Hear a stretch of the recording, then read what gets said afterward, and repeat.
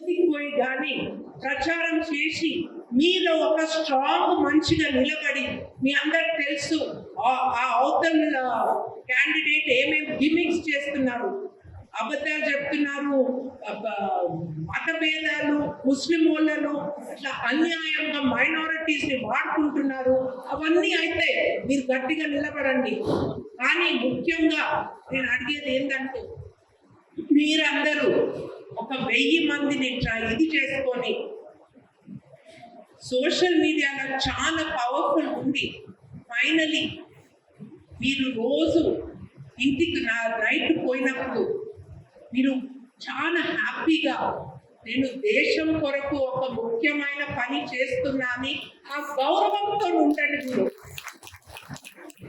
ఇది రాజకీయం అయినా కానీ ఇది రాజకీయం కాదు, ఇది ధర్మం కొరకు ఒక పోరాటం.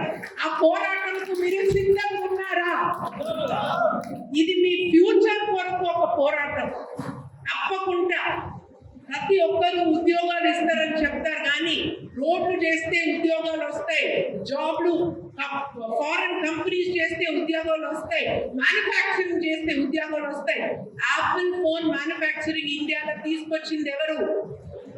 నరేంద్ర మోడీ గారు. ఇలా నేను 1000 ఎగ్జాంపుల్స్, 1000 సార్లు నేను చెప్పగలుగుతా మీకు వారు చేసిన పని. అది యువకులకు డైరెక్ట్ ఇంపాక్ట్. డిజిటల్ పేమెంట్ కానీ, సో ప్రతి ఒక్క ఏరియాలో ప్రతి ఒక్క అంశంగా ఇది ఒక యుద్ధం. మీరు సిద్ధం. దీంట్లో ముఖ్యమైన భాగం మీరందరూ. Thank you. భారత్ మాతాకి జై. బ్రెజిల్, రష్యా, ఇండియా, చైనా, ఇది ఒక కంట్రీస్ అలయన్స్ అన్నమాట. సౌత్ ఆఫ్రికా ఈ బ్రిక్స్ సమావేశంలో ఇది సౌత్ ఆఫ్రికాలో జరిగింది. రష్యా ప్రధాని ఆయన వీడియో కాన్ఫరెన్స్ లో ఉన్నారు. మన చైనా ప్రధాని స్వయంగా అక్కడనే ఉన్నారు. బ్రెజిల్ ప్రధాని అక్కడనే ఉన్నారు. సౌత్ ఆఫ్రికా ప్రధాని మన నరేంద్ర మోడీ గారు. నాకు బ్రిక్స్ విమెన్ లీడర్ గా నన్ను పిలిచారు అక్కడికి. మన డెలిగేషన్ గా ఓన్లీ 20 పీపుల్, ఒక్కొక్క కంట్రీ, ఒక్కొక్క ప్రధాని మాట్లాడారు. వాళ్ళ దేశం గురించి బాగా చెప్పారు. ఇది చేస్తున్నాం, అది చేస్తున్నాం అని చాలా చెప్పారు. మన మోడీ గారు నిలబడి ఆయన చెప్పిన 3 minutes లా మన దేశంలో ఏమేం చేస్తున్నాం, డిజిటల్ పేమెంట్ కానీ 25 crore పీపుల్ పేదరికం నుంచి తీశారు. మన ఒక్కొక్క ఊర్లలో, గ్రామాలలో చిన్న ఇదిలా బాత్రూమ్లు కట్టించి లేడీస్ కు ఎంత గౌరవం ఇచ్చారు. ఇవన్నీ చెప్పినాక ఆయన ఏం చెప్పాడు? మన దేశం, మన ప్రపంచం కొరకు పోరాడుతుంది.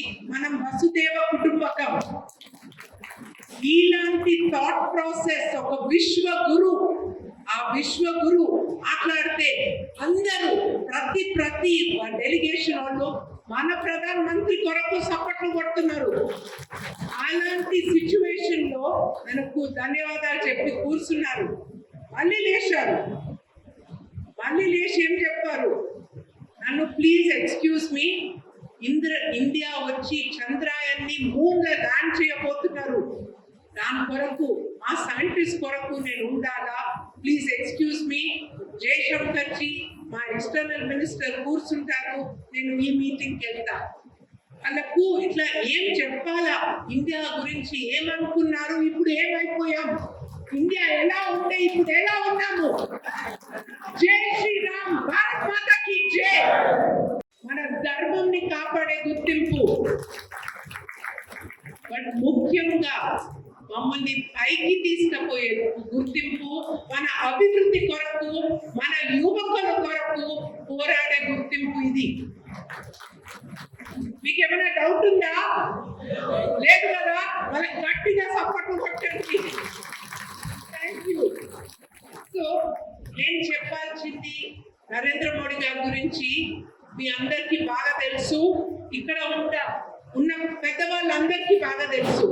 తరుణ్, ఈ యూత్ గ్రూప్, మాధవ్ రెడ్డి గారు అందరినీ చాలా మంచిగా చెప్తారు. సో డీటెయిల్ గా మోడీ గారు మన దేశం ఏం చేశారు. నేను నిన్న పరిగిలో ఉంటే ఒక ముసలామ్మ చెప్తుంది, ఆయన బియ్యం ఇచ్చాడు ఆయన. నేను పొద్దున ఇక్కడనే వికారాబాద్ లోకి ఇది ఉంటే రైట్ బుక్కలు రోడ్లు తనే ఇచ్చారని చెప్తున్నారు. ఇంకొకరు మమ్మల్ని కాపాడే ఆయన, రక్షించే ఆయన. సో మోడీ గారి గురించి చాలా తెలుసు. కానీ నేను మీకు ఒక స్టోరీ చెప్తా. స్టోరీ కాదు, ఇది నిజమైన ఇన్సిడెంట్ చెప్తా.